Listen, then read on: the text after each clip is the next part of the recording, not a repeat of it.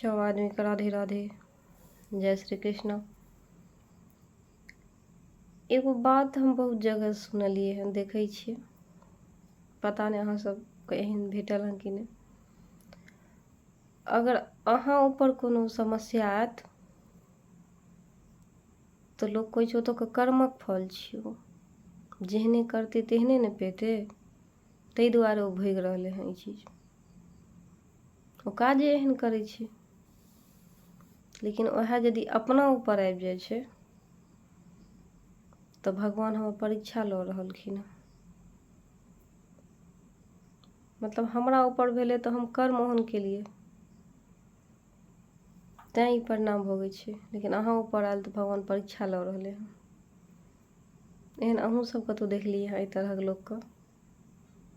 सही कहलहुँ ना? राधे राधे।